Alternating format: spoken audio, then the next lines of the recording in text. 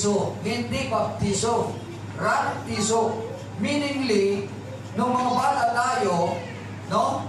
Para mabigyan tayo ng pangalan. Kailangan, sabi nila, mabautismo tayo. Pero ang ginamit sa atin, na term, hindi baptiso, kundi rantiso. Ano ibig sabihin? Binuhusan lang ng tubig yung ating ulo. Diba? Praise God. Binuhusan lang nila yung ating ulo ng tubig. So, hindi baptiso ang ginamit doon na term, kundi rantiso. No, binuhusan lang, hindi baptiso. Kasi kapag gamitin mo yung salitang baptiso, doon sa English, sa dictionary, ay sinasabi doon na to immerse or to dip. O ilublob o ilubog. Diba? Yun. Praise God, no? Kaya ang katuruan ng Diyos, mula kay Moses, ang bata, kailangan ito ay ialay sa Diyos. Dedication ang tawag doon.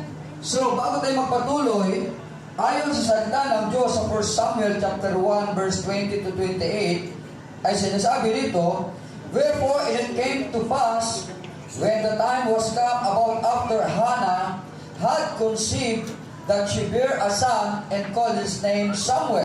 And when she had weaned him, she took him up with her with 3 bullocks and 1 ephah of flour and a bottle of wine, and brought him unto the house of the Lord and Shiloh, and the child was young. And they slew a bullock and brought the child to Eli, and she said, O my Lord, as thy soul liveth, my Lord, I am the woman that is sold by thee, here praying unto the Lord. For this child I prayed, and the Lord hath given me my petition, which I asked of him. Therefore also I have led him to the Lord. As long as he liveth, he shall be led to the Lord, and he worship the Lord there. So si Hannah ay napakatagal na panahon, taon, na hindi siya nagkaroon ng anak. No? Praise God. Kinakantsawan nga siya, mga kapatid, itong si Perena. No, kinakantsawan siya. Sabi niya, oh, ikaw, Hannah, no, ang tagal na ng panahon, wala ka pang anak. But then si Hannah, hindi siya tumigil na nag-pray sa Panginoon. The prayer of petition ang ginamit niya, mga kapatid. No? Praise God, hindi siya tumigil, mga kapatid. Amen? Praise God, umasa pa rin siya sa Diyos na magkakaroon siya ng anak. Bakit? Dahil sabi ng Biblia, ang Diyos ang nagbubukas sa sinapupunan ng isang babae at siya rin ang nagsasara. Meaning, mga kapatid, pagka ang isang babae nagkaroon siya ng anak, yun ay malaking pagpapala. Ibigay ng Diyos, regalo ng Diyos sa mag-asawa. Ang isang anak na tinatawag. No? Kaya si Hannah napakatagal na hindi nagkaroon ng anak. Pero patuloy pa rin siya nag-pray sa Panginoon. Kinakantsawan man siya, hindi siya na-discourage. Nanalangin pa rin siya, humiling pa rin siya sa Panginoon, umasa pa rin siya sa Panginoon. And time come na si Hannah ay naglihi, nagbuntis at nanganak ng isang lalaki. Praise God, na higit na pinagpala yung kumakantsaw sa kanya. Bakit? Dahil nagkaroon siya ng anak, tinawag na Samuel. At sino kaya si Samuel? Naging propeta ng Israel. Diba? Praise God. Kaya pinagpala itong si Hannah. At may pangako si Hannah na sabi niya, hanggat hindi, ito'y malayo sa suso, hindi ko, yung, kung baga sa Ilocano ay mapusot, hindi ko dadalhin kay Eli para i-present. Pero after, mga kapatid, amen, dumating ang time na kailangan na siyang ihandog, dinala na ni Hannah itong si Samuel nung maliit pa, at ibinigay kay Eli. At si Eli ay isang tinatawag na priest. No? At siya ang naghandog kay Samuel sa Panginoon. At sabi, pangako ni Hannah, hanggat nabubuhay si Samuel, ay mananatili siya sa presensya ng Diyos. Oh? Praise God. In Mark chapter 10 verse 13 to 16, ang sabi, mga kapatid, and they brought young children to him that he should touch them. And his disciples rebuked those that brought them. But when Jesus saw it, he was much displeased, and said unto them, Suffer the little children to come unto me, and forbid them not, for of such is the kingdom of God. Verily I say unto you, whatsoever shall not receive the kingdom of God as a little child, he shall not enter therein.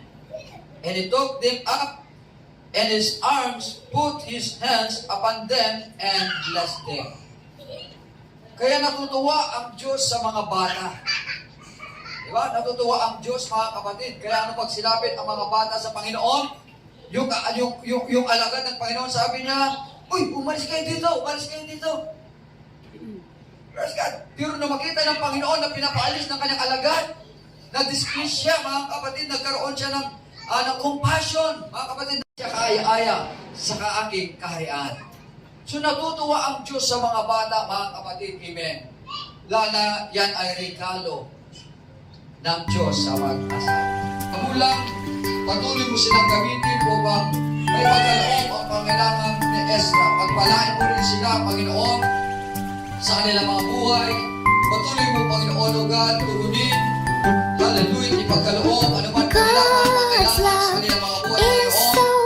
Hallelujah, upang masuportahan ang pangailangan ni Ezra. Panginoon, God's love ninong at is ninang, so Panginoon, ni Ezra. wonderful.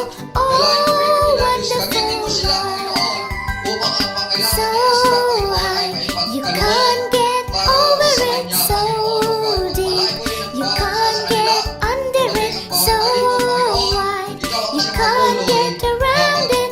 Oh, wonderful love.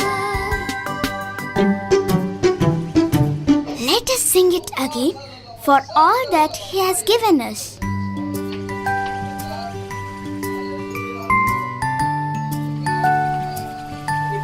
Hallelujah. Sa pangalan ng aming Diyos at tagapagligtas. Hallelujah.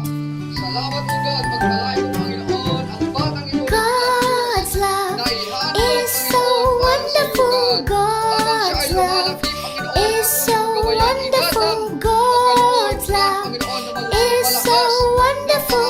Oh, wonderful love. Hallelujah. Pagpalain mo siya, So Panginoon, sa lahat high, ng kanyang you buhay. can't get over Hallelujah. it. Habang So lumalaki, Panginoon, deep, at you hindi can't namin alam, get Panginoon, under kung ano it. ang iyong So kalooban. wide, Sa you can't get around it. Oh, wonderful Kaya ikaw love. sa patuloy, Panginoon, na pagpala kay Ezra, Panginoon. Thank the wonderful Lord. Hallelujah. Salamat, O God. At sa pangalan ni Jesus ay aming ibabalik ang lahat ng ito.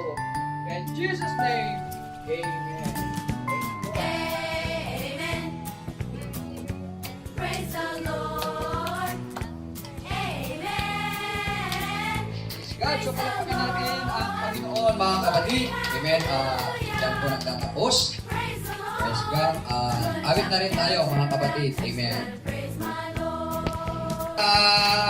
Happy birthday, Ezra. Happy birthday, happy birthday, happy birthday, Ezra. Amen. Praise God. Gusto ko rin ng Diyos